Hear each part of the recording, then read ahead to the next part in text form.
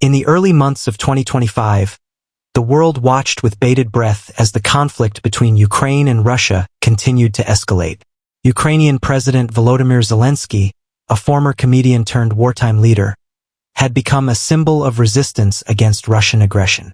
His leadership had garnered international support, particularly from the United States, which had provided substantial military and financial aid to bolster Ukraine's defenses. President Donald Trump, having secured a second term in office, faced mounting pressure to address the ongoing conflict. His administration sought a resolution that would not only bring peace to the region but also serve American interests. Central to these interests was a proposed minerals deal with Ukraine, aimed at securing access to the country's rich deposits of rare earth elements essential for various technologies. The stage was set for a high-stakes meeting at the White House, where President Zelensky was invited to discuss the terms of the minerals agreement and explore potential pathways to peace. The world anticipated a diplomatic breakthrough that could reshape the geopolitical landscape and bring an end to the bloodshed. On February 28, 2025, President Zelensky arrived in Washington, D.C., amidst tight security and a swarm of international media. His visit marked a significant moment in U.S.-Ukraine relations, symbolizing the enduring alliance between the two nations.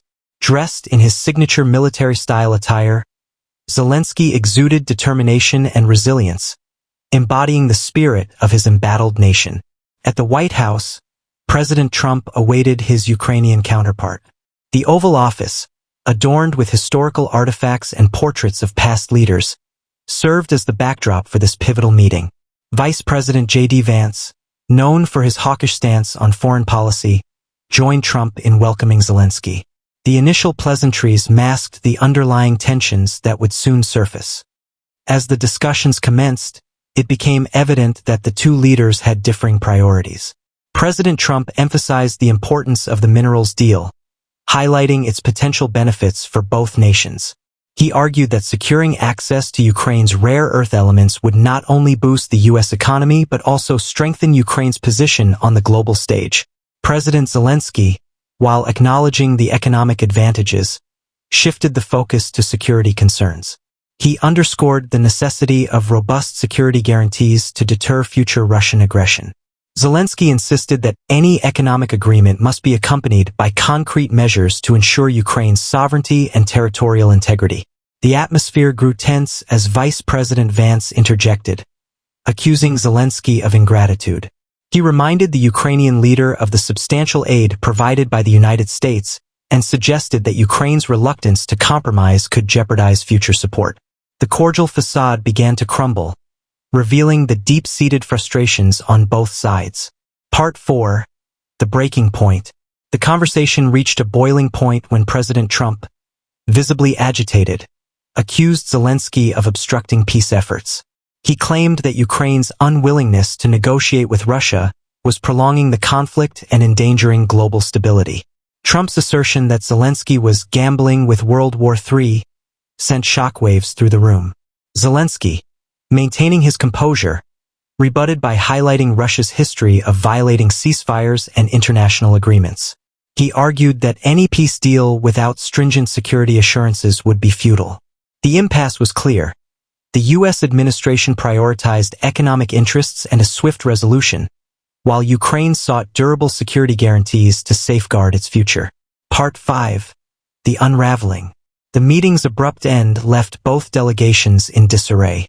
The planned signing ceremony for the minerals deal was canceled, and President Zelensky departed the White House earlier than scheduled. The press, sensing the turmoil, scrambled to report on the unfolding drama. Speculations about a rift between the allies dominated headlines, raising concerns about the future of U.S.-Ukraine relations. In the aftermath, statements from both sides attempted to control the narrative. The White House expressed disappointment over Ukraine's stance, implying that Zelensky's inflexibility hindered progress. Conversely, the Ukrainian administration emphasized the necessity of prioritizing national security over economic deals, portraying Zelensky as a steadfast leader unwilling to compromise his country's sovereignty. The diplomatic fallout reverberated across the international community. European leaders, who had been closely monitoring the situation, expressed concern over the strained relations between the U.S. and Ukraine. French President Emmanuel Macron and British Prime Minister Keir Starmer advocated for renewed diplomatic efforts to bridge the gap and restore unity among Western allies. Russia, seizing the opportunity, intensified its propaganda campaign, portraying the discord as evidence of Ukraine's isolation. Kremlin spokespersons suggested that the incident reflected a waning Western commitment to Ukraine, aiming to demoralize Ukrainian forces and civilians. The information warfare added another layer of complexity to the already volatile situation. Part 7. The domestic fallout. Within the United States, the incident sparked a fierce political debate. Critics of the administration accused President Trump of alienating a crucial ally and undermining the moral imperative to support Ukraine against Russian aggression. They argued that the focus on economic gains overshadowed the broader principles of democracy and international law. Supporters of the administration contended that President Zelensky's intransigence jeopardized American interests and taxpayer dollars. They asserted that the U.S. had the right to expect cooperation from allies receiving substantial aid and that Ukraine's leadership needed to demonstrate flexibility to achieve peace. The polarized discourse reflected deeper divisions within American society regarding foreign policy priorities. Back in Kyiv, the reaction to the White House fiasco was a mixture of defiance and anxiety. President Zelensky, upon his return, addressed the Ukrainian people in a nationally televised speech. His message was clear. Ukraine would not bow to pressure, even from its most powerful ally. He reaffirmed that any agreement must prioritize the nation's security over economic gains, asserting that history had proven Russia could not be trusted. However, behind closed doors, his advisors were deeply concerned. The U.S. had been Ukraine's primary source of military and financial support, and any cooling of relations could have dire consequences. Officials within Zelensky's inner circle debated the next steps. Some argued for an immediate diplomatic offensive in Europe, securing commitments from NATO allies to offset potential American disengagement. Others suggested a direct appeal to the American people, leveraging Ukraine's popularity among certain factions within the U.S. Congress. Meanwhile, Ukrainian citizens, many of whom had family members on the front lines, were left wondering what this rupture meant for the war effort. While support for Zelensky remained high, whispers of frustration grew louder. Could Ukraine afford to alienate the United States at such a crucial moment? Would Russia exploit the situation to launch a new offensive? The uncertainty was palpable. Part 9. The Washington fallout. In Washington, the incident sent shockwaves through the political establishment. Democratic lawmakers, many of whom had championed unwavering support for Ukraine, blasted President Trump for his handling of the situation.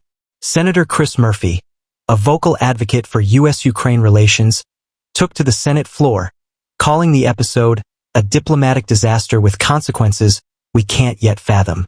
Even some Republicans, particularly those aligned with traditional foreign policy hawks, voiced concerns.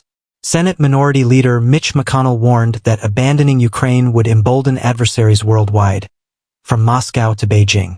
However, Trump's base remained staunchly behind him, viewing the breakdown as further proof that America should prioritize domestic interests over foreign entanglements.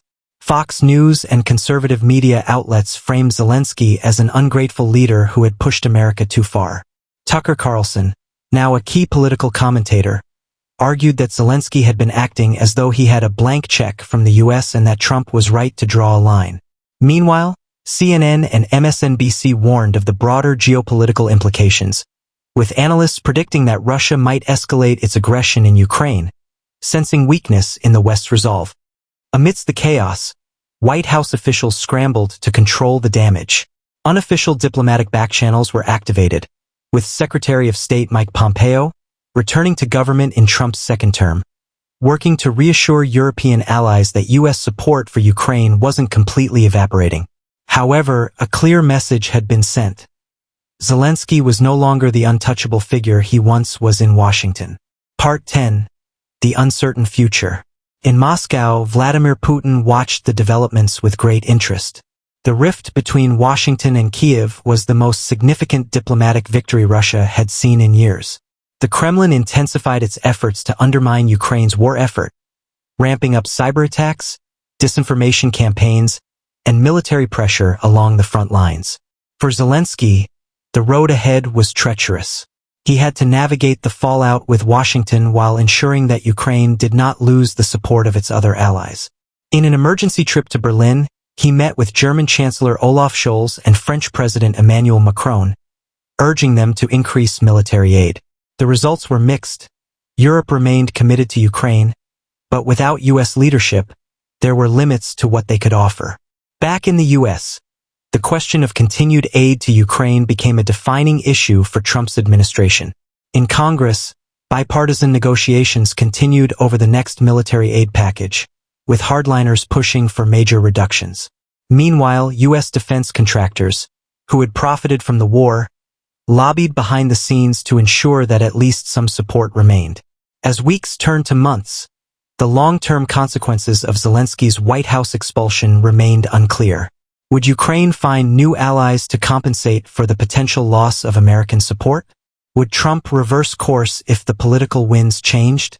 Or had the world just witnessed the beginning of Ukraine's slow isolation from its most powerful backer?